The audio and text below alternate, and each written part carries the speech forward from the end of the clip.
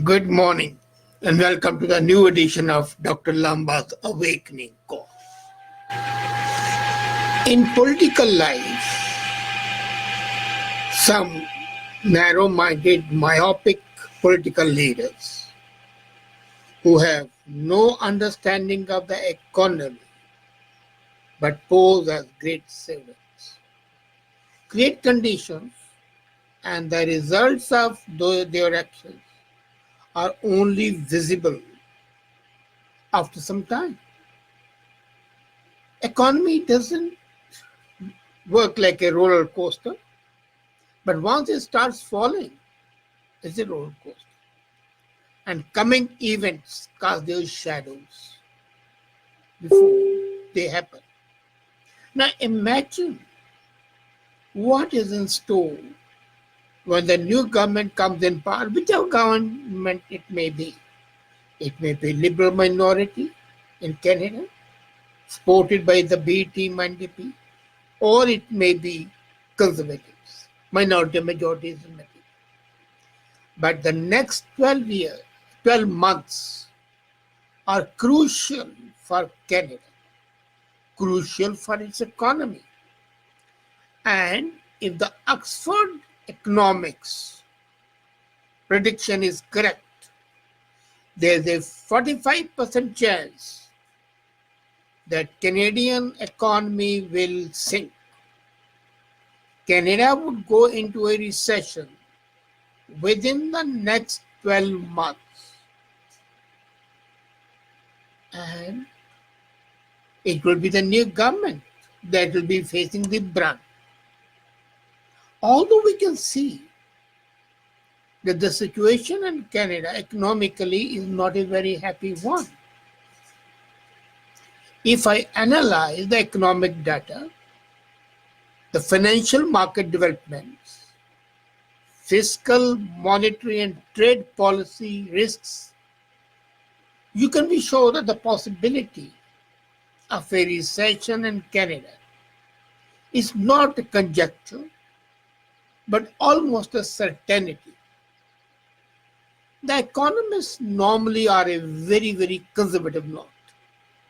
They don't want to make predictions which terrify people. But when 45% chances are there, the probability is very high.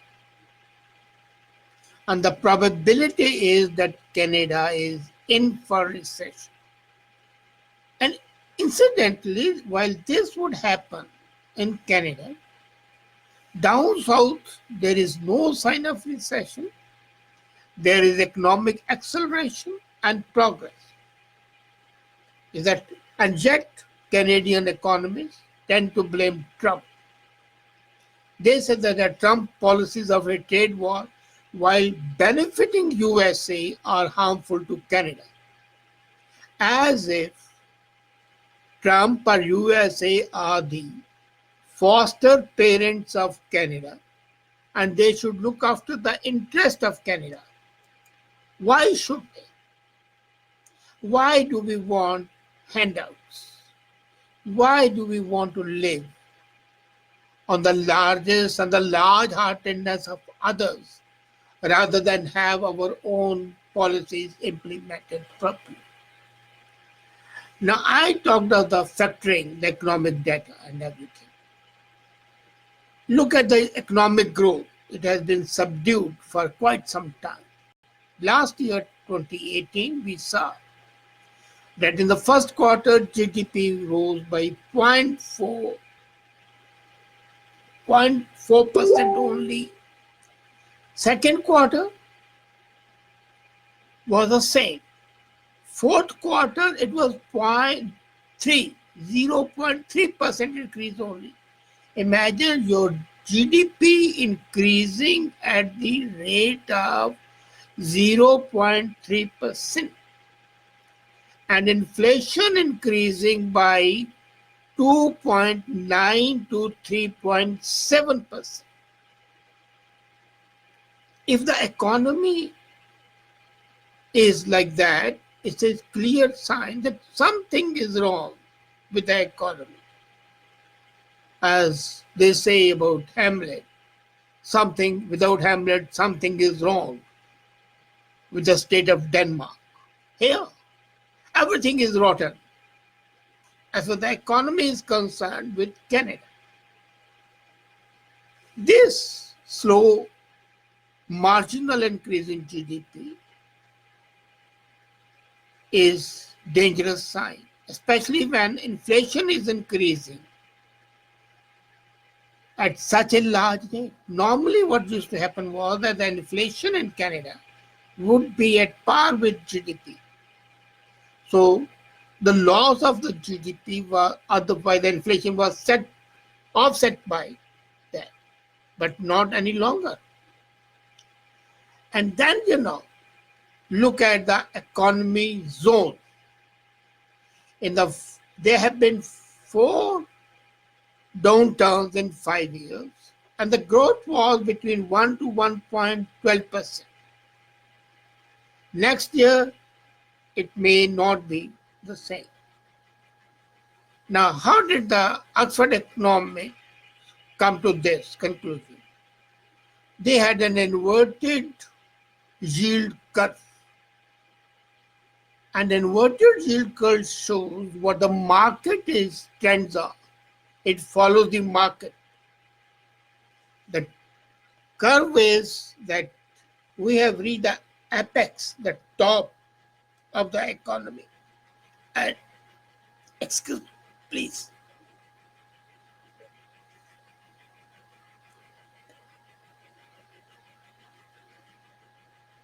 And now the downturn starts. So we were going up very slowly, but we were going up. Then the plateau reached. And after the plateau, the sharp downfall is there. As a matter of fact, this is not destiny. And the probability is that the slope of the yield curve is dangerous, but it can be protected. However, our unprofessional economy, wasting money on entitlements, on harebrained schemes, wasting money on illegal immigrants, account for 30% of our total expenditure annually. That can easily be saved or reduced appreciably. Now, if the inversion continues, the flashes signs of recession in the next 12 months are there. You are at a crossing where the flashing red signs are there. So, imminent danger is there that you have got to stop, or the accidents take place. However, there is one saving grace that in case the government takes corrective measures, reduces expenditure, mops up resources, and all wasteful expenditure is cut down, that situation may not arise. Since the start of the 20th century, the yield curve has been inverted 3 times. And whenever the yield curve has been there has been a great recession. This is the 4th time the yield curve is inverted for Canada. And I'm not talking of the global recession. There is not going to be global recession. The economies of China, India, South Korea, South Africa, Brazil, Nigeria, Japan, they are going up. Vietnam, Bangladesh, all are going up. Pakistan, yes, suffering. Canada on the verge of an abyss. It can fall down any moment. Now look at it. The flashing signs are there. And as I said, this is the 4th time that the curve is. But before we really go into recession, and that's why I am calling it 12 months period, the curve has to stay converted for about 3 to 6 months. If in the next 3 to 6 months, government can take protective steps, then the inversion of the curve will slowly change. Otherwise, the inverted curve, as this says, if it doesn't go like this, you are going to fall down. The curve has more to invert in the next 3 to 6 months. And the odds for that are, according to the economist, only 18%. Then, when the trade wars are there and the chronic conditions are created, you have to take corrective steps. According to, for example, Cambridge Global Payments, political turmoil relating to Trump's policies raises uncertainty. Now, when there's uncertainty, when the seas are turbulent, then you don't sail at a great speed, you slow down. You throw out the extra burden, you provide ballast so that the boat stabilizes and does not capsize. And we are not doing that. The odds at present are 30 to 50%. 45% economist says, I would be still not more hopeful, but I would say between 30 to 50%, the average comes to 45%. However, what is really happening? The public debt is increasing. The real estate and the financial